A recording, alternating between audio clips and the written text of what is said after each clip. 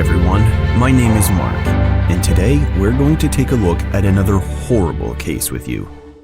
Shannon Ruchek first met her future husband, Christopher Watts, in 2012. They were natives of North Carolina, with Shannon hailing from Aberdeen and Chris from Spring Lake. On November 3, 2012, they exchanged vows and officially became husband and wife. Not everyone was happy to see Shannon and Chris get married. Chris's parents, Cindy and Ronnie Watts, did not attend the wedding. Cindy later said she did not go because she and Shannon did not get along. She did not like the way Shannon treated her son. 1 year after their nuptials, Shannon and Chris made a significant life decision when they decided to purchase a new home together in the picturesque town of Frederick, Colorado. This move marked the beginning of a new chapter in their lives as they embarked on a journey as husband and wife in their new home. After relocating to Colorado, Shannon and Chris Watts eagerly anticipated starting their family. On December 17, 2013, their dream became a reality with the birth of their daughter, Bella Marie. 2 years later, on July 17, 2015, the couple welcomed their second daughter, Celeste Catherine, lovingly referred to as Cece. Shannon was diagnosed with lupus at a young age. Lupus is a chronic autoimmune disease that affects various parts of the body. It's caused by the immune system mistakenly attacking healthy cells and tissues. In lupus, the immune system produces autoantibodies that target and destroy healthy cells by mistake, leading to inflammation and tissue damage. This diagnosis came with the unfortunate news that it could be challenging for her to conceive and have children. The news devastated Shannon, as she had always dreamt of becoming a mother. However, against all odds, Shannon experienced the incredible joy of becoming a mother not once, but twice. Everyone who knew Shannon described her as a ball of love and compassion. She seemed too good to be true, radiating kindness and positivity. Shannon possessed a strong drive and was determined to create the best life for herself and her family. Her vibrant personality and warm nature effortlessly captivated those around her. Every morning, Shannon would reach out to her friends with a heartfelt text message that read, "Good morning, beautiful." This simple gesture always left them feeling cherished and uplifted. However, as great as Shannon was as a friend, she was an even better mother. Her love for her two daughters, Bella and Cece, was immeasurable. Shannon cherished nothing in the world more than being a mother. She was dedicated and committed to nurturing and supporting her children in every way possible. Bella, Shannon and Chris's oldest daughter, was a nurturing little girl who loved taking care of her younger sister, Cece. From a young age, Bella demonstrated an innate desire to look out for her little sister. Cece, on the other hand, was known for her energetic and vibrant personality. Described as a firecracker, Cece effortlessly brought joy and laughter into everyone's lives. Social media played a significant role in Shannon's life. She utilized these platforms to share videos about her life and showcase her vibrant personality. Her friends and family enjoyed watching these videos, which provided a glimpse into her daily life and the lives of her daughters. In many of her videos, Shannon expressed her admiration for her husband, Chris.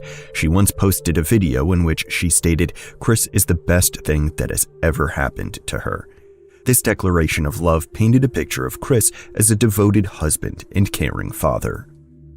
While Shannon's friends and family admired her happy marriage, they also noticed that Chris kept to himself. They found it difficult to connect with him on a deeper level. Despite this, they all accepted Chris's presence, knowing that Shannon was completely head over heels in love with him. In June 2015, Shannon and Chris filed for bankruptcy. The couple faced significant financial challenges, including a large mortgage payment, car payments, loans, and medical bills. Additionally, they had accumulated a substantial amount of credit card debt. At the time of the bankruptcy filing, Chris was employed at Anadarko Petroleum, while Shannon was employed at a children's hospital call center. By 2016, Shannon had embarked on a new career as a consultant for an MLM company, Level. Her role involved selling a nutritional supplement called Thrive, which was delivered through a patch. Shannon's enthusiasm for her job was evident. Cynthia De Rosette, a coworker, said every person that connected with her felt her light. Although Shannon was content with her life with her husband and 2 daughters, she yearned for one more pregnancy. Her heart longed for a baby boy to complete their family.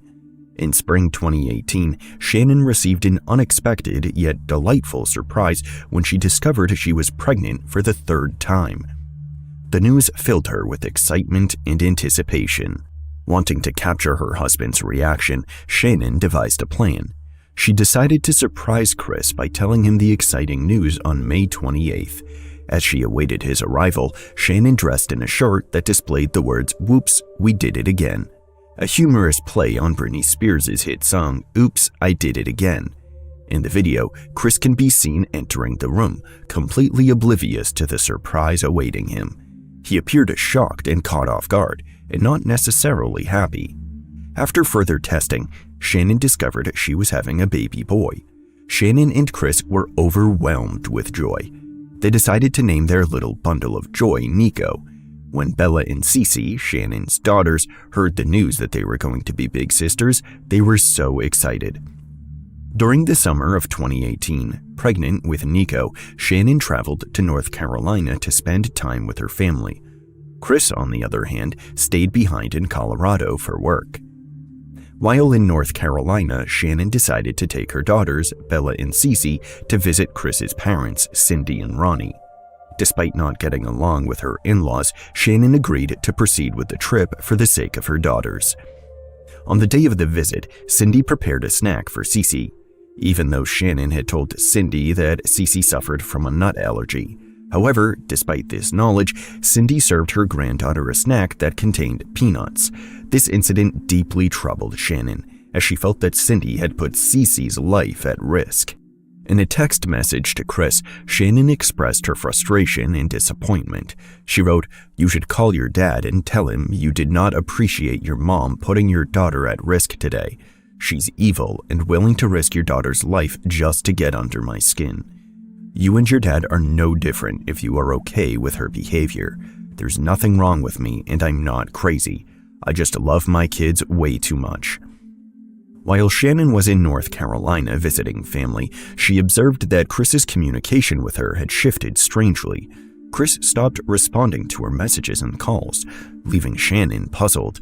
When she inquired about the matter, Chris shared that he had taken on additional responsibilities at work due to the arrival of new employees. However, he insisted that the situation was not cause for concern. On July 31st, Chris flew from Colorado to North Carolina to spend the week with Shannon and their 2 daughters, Bella and Cece. The entire family was eagerly anticipating his arrival. As Chris stepped off the airplane, Bella and Cece rushed toward him, their excitement palpable. Chris scooped them up in his arms and embraced them tightly. However, his interaction with Shannon was noticeably different. Instead of greeting her with a kiss, he nodded in acknowledgement. Taken aback by Chris's behavior, Shannon felt deeply hurt. Unable to contain her emotions, she texted one of her friends, expressing her growing concern. Shannon confided that she felt as if Chris had somehow changed, and she barely recognized the person she had married. Her words were filled with a mixture of sadness and confusion. Shannon texted her friend, stating that Chris, her husband, refused to talk to her even though they were physically present in the same room. Instead of engaging in direct conversation, Shannon and Chris exchanged messages through their phones. She even shared a picture with her friend depicting her and Chris sitting on separate couches facing in opposite directions. In these text messages, Shannon expressed her concern that Chris might be seeing another woman, which shocked her friend. The friend adamantly denied this possibility. They reassured Shannon that Chris loved her too much to engage in such behavior. Shannon sent a text message to one friend and poured out her heart. She revealed that Chris had confessed to her that he no longer believed they were compatible. This revelation came as a shock to Shannon, who had always felt that their love was strong. To make matters worse, Chris had told Shannon that he had hoped that getting her pregnant would somehow change his feelings. However, this did not prove to be the case, and Shannon was heartbroken to hear this. She had always cherished their relationship and believed their love could withstand challenges. Determined to save her family, Shannon suggested to Chris that they attend couples counseling. She knew their relationship was in trouble and believed professional guidance could help them navigate their difficulties. However, Chris flatly refused. Shannon was willing to make compromises and do whatever it took to save their relationship. However, she quickly realized that Chris was unwilling to reciprocate. Despite her best efforts, Shannon realized that there was simply nothing Chris wanted or was willing to compromise on. After returning home to Colorado from a trip to North Carolina, Shannon, Chris, and their daughters settled back into their usual routine. However, Shannon's stay was not prolonged, as she soon found herself embarking on another journey to Arizona for a business trip. During her stay in Arizona, Shannon's friends noticed a shift in her demeanor.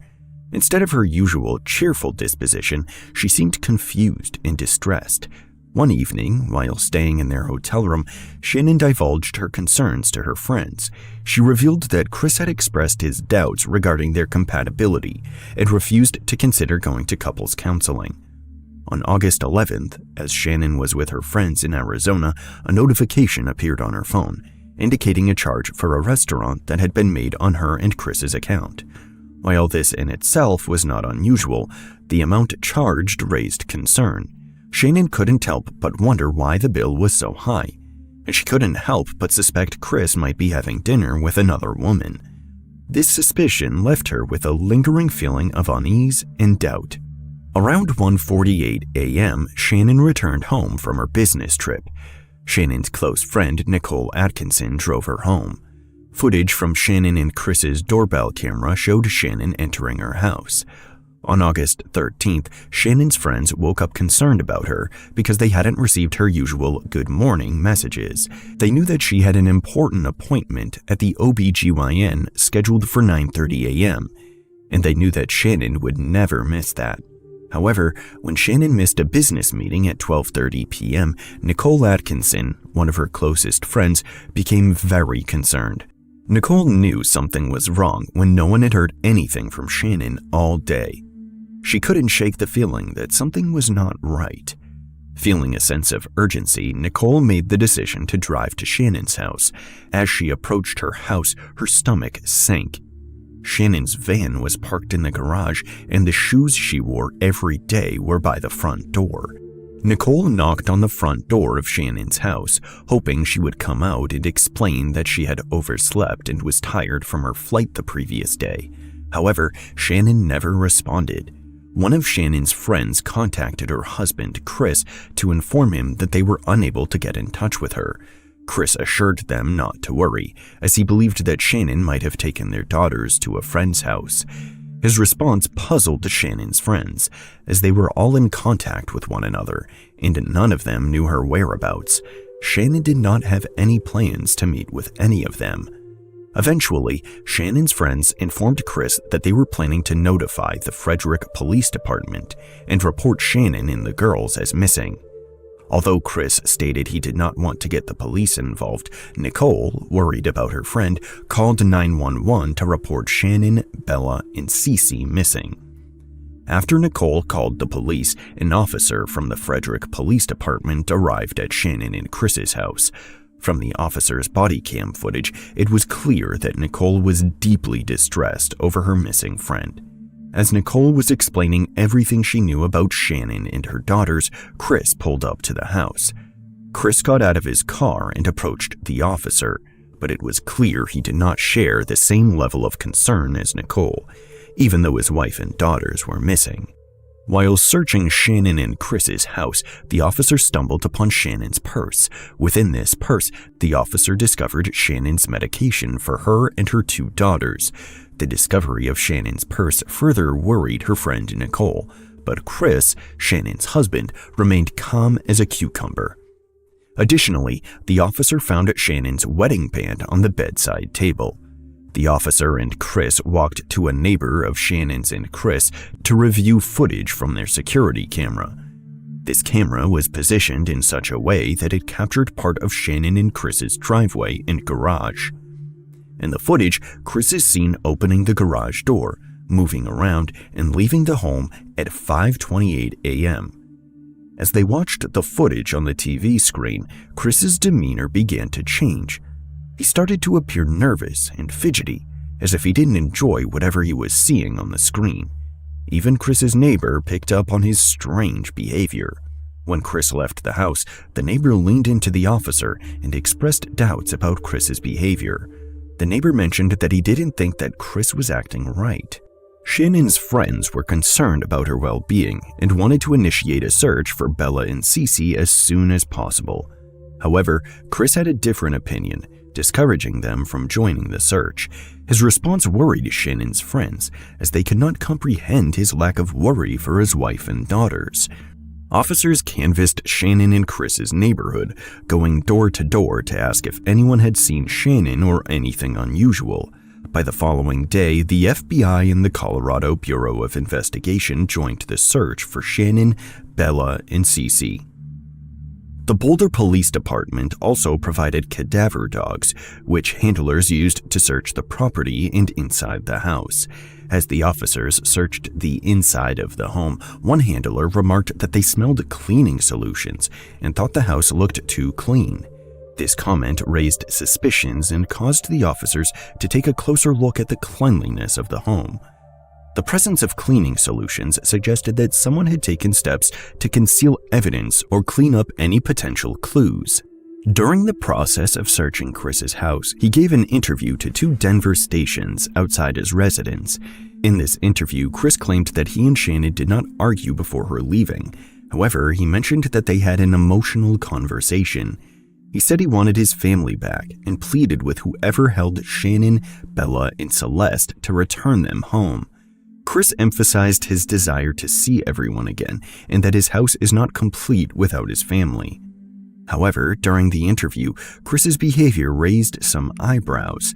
He appeared cold and unemotional, which puzzled those who knew him. Shannon's friends who were watching the interview felt disgusted by Chris's nonchalant demeanor. They believed his behavior was strange and contradictory to his plea for his family's return. On August 14th, Special Agent Coder interviewed Chris. During the interview, Chris expressed his belief that Shannon might have taken the girls and gone to a friend's house to decompress. Throughout the interview, tips began pouring into the police station regarding potential sightings of Shannon and the girls. The police department received various pictures, and Chris was asked to identify any of the individuals as his missing wife and daughters. However, Chris was unable to provide any identification. Agent Coder asked Chris about his and Shannon's marriage during the interview.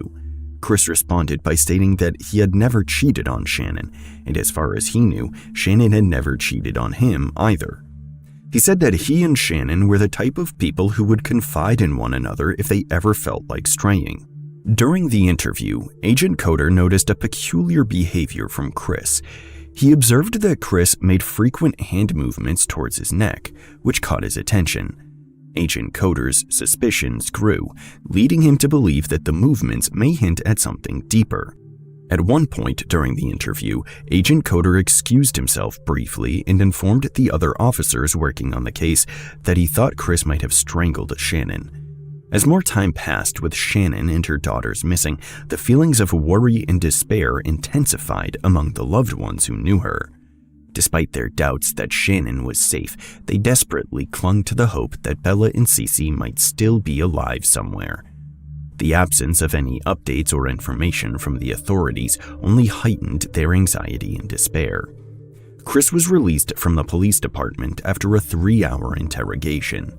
However, the police made arrangements for him to return on the following day, August 15th, for a polygraph test. Chris agreed to fulfill this request.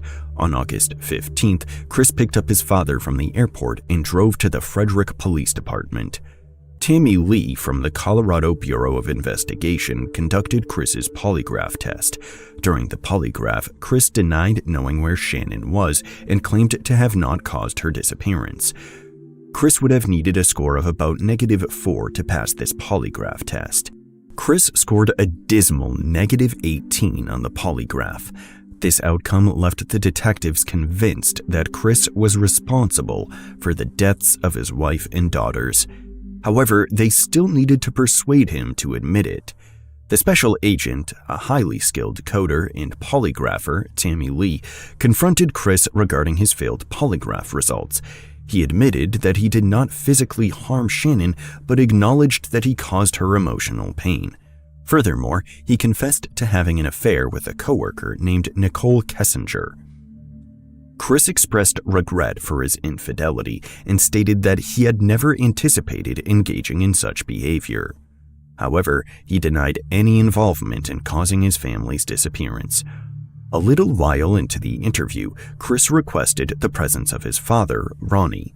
The officers were initially skeptical, fearing that allowing Ronnie into the interview room could lead to Chris seeking legal representation. However, they took a risk and allowed it anyway, hoping that his presence could get Chris to confess. In the interrogation room, Chris met with his father and admitted to murdering Shannon. However, he claimed that he did it only because she had hurt their daughters, Bella and Cece.